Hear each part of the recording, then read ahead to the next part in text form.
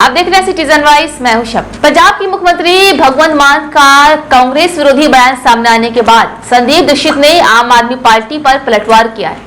उन्होंने कहा है कि आप नेताओं को बड़े गठबंधन में आने को जितने तौर तरीके आते हैं उसकी समझ उनमें नहीं है।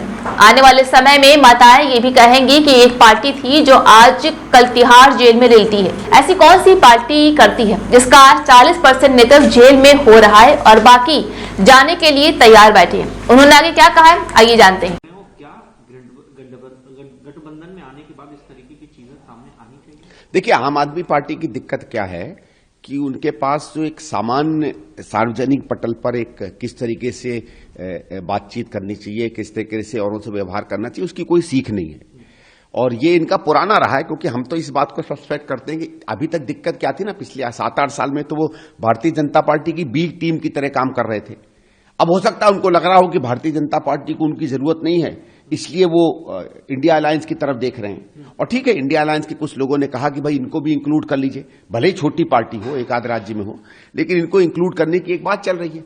अब ये इस बात को मुझे नहीं लगता हजम कर पाते हैं, तो इसलिए दिक्कत होती है, क्योंकि इनको जो बड़े गठबंधन में आने की जो एक तौर तरीके होते हैं, उसका एक कल्चर होता है, उसकी इनको समझ नहीं है।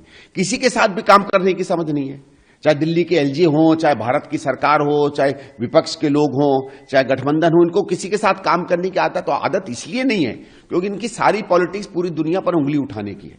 ठीक है, अब ये इस बात को नहीं समझते हैं। जब इन्होंने कहा, स्वाभाविक है जब ये कहेंगे कि एक थी कांग्रेस, तो कांग्रेस की तरफ से कोई ना कोई प्रतिक्रिया तो आएगी।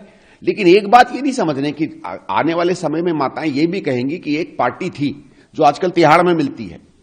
ये बता दे कौन सी ऐसी पार्टी है जिसका 40% नेतृत्व जेल में हो और बाकी जाने को तैयार बैठा हो। तो थी आज की अहम खबर। ताजा खबरों के अपडेट के लिए जुड़े रहिए हमारे साथ सिटीजन वॉइस पर।